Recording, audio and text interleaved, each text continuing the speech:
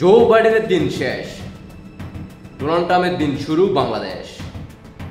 সামনে আরো ভয়ানক তথ্য আসতে যাচ্ছে। ৩৫০ কোটি টাকা কারা ভোগ করলো? আসসালামু আলাইকুম, জয় বাংলার সৈনিক ভাই বোনেরা, কেমন আছেন? কোথায় থেকে এই মুহূর্তে যুক্ত হয়ে গেলেন জানাইতে পারেন কমেন্টে। দেশে প্রবাসে যেখানেই থাকুন না কেন দ্রুত ভিডিওটা সর্বোচ্চ শেয়ার করে দেশবাসীকে দেখার সুযোগ করে দিবেন। ভালোবাসার জায়গা থেকে জয় বাংলার সৈনিক ভাই বোনেরা, আমার একটা ইউটিউব চ্যানেল পুতুল জয় পরিষদ টিএনটি, কমেন্টে লিঙ্ক দেওয়া আছে। সবাই ভালোবাসার জায়গা থেকে ইউটিউব চ্যানেলটিকে সাবস্ক্রাইব করে দিয়ে আসবেন।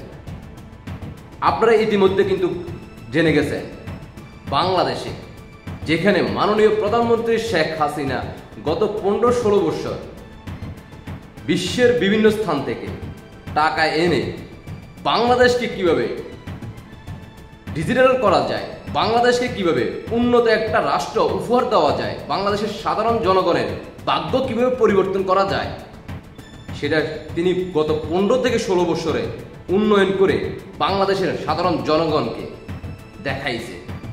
বিগত 54 বছর বাংলাদেশের মধ্যে এই 16 বছরে যে উন্নয়ন হয়েছে, সারা বিশ্বে বাংলাদেশের মাননীয় প্রধানমন্ত্রী শেখ হাসিনার দিকে তাকিয়েছিল কিভাবে সেই বাংলাদেশকে গরিব অসহায় মানুষের মুখে এভাবে হাসি ফুটাতে তিনি সক্ষম হয়েছেন।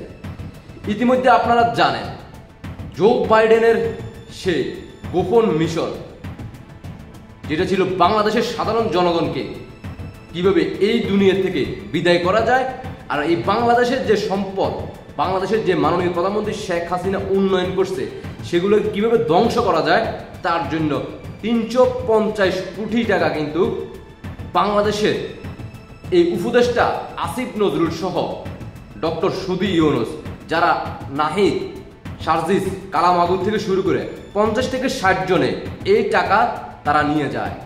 আর তাদের মধ্য দিয়ে বাংলাদেশের সাধারণ শিক্ষার্থীদেরকে তাদের আবেগকে ইমোশন কাজে লাগিয়ে এই বাংলাদেশে সব ধ্বংস করে।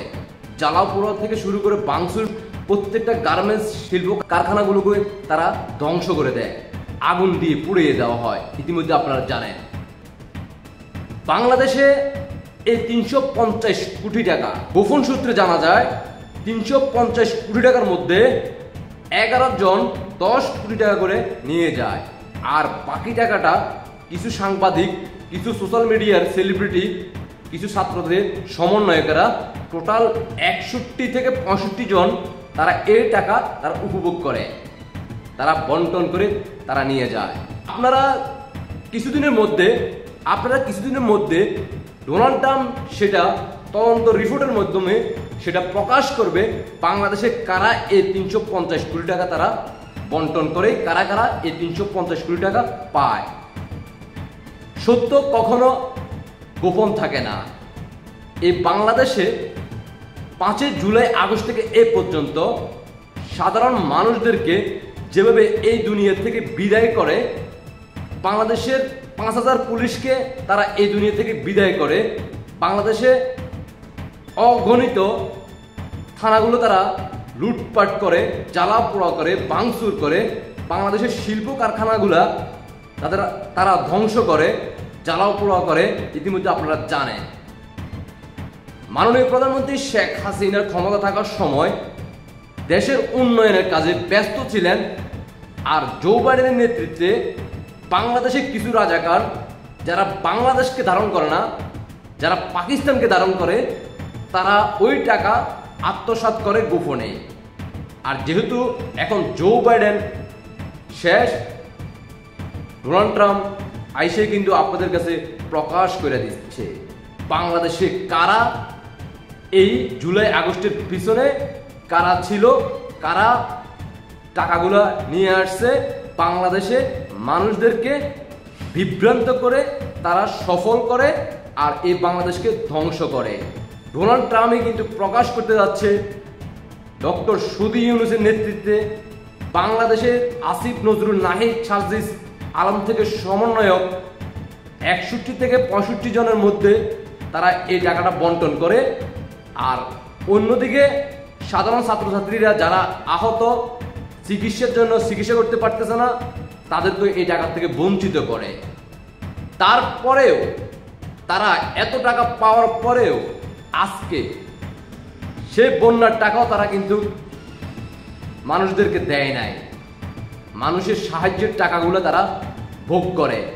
আর এই সমন্বয়ক কয়েকজন ফেসবুকের মধ্যে যারা সেলিব্রিটি ছিল তারাও এটার সাথে জড়িত, সাংবাদিক থেকে শুরু করে 61 থেকে 65 জন তারা এই টাকাটা বন্টন করে নেয়।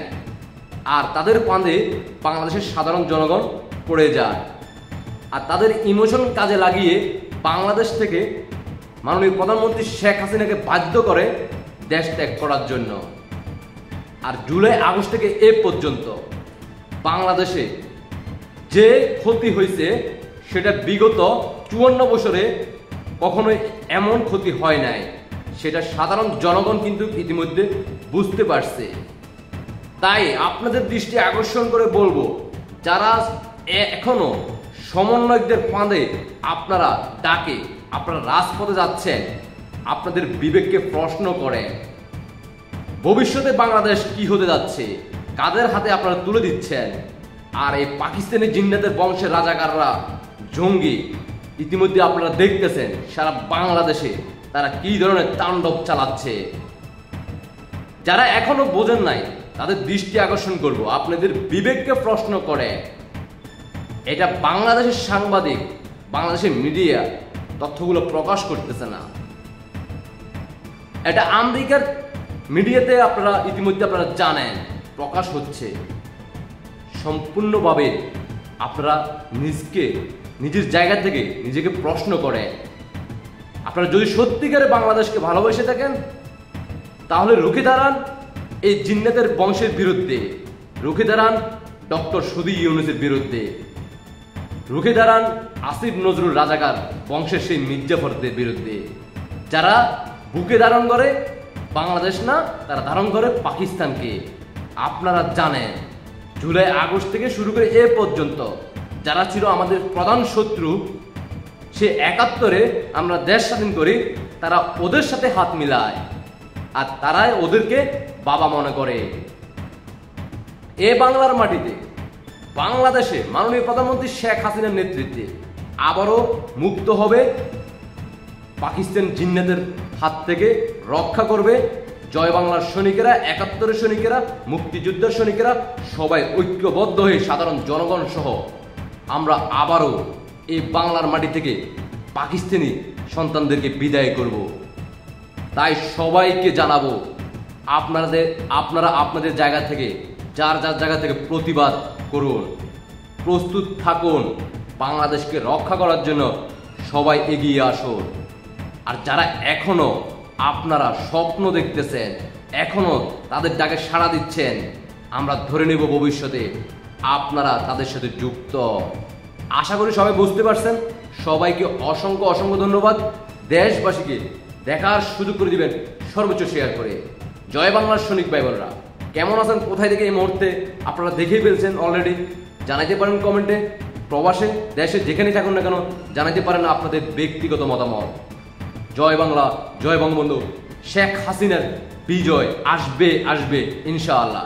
শেখ হাসিনার বিজয় সুনিশ্চিত, শেখ হাসিনাতে আস্থা। আল্লাহ হাফেজ।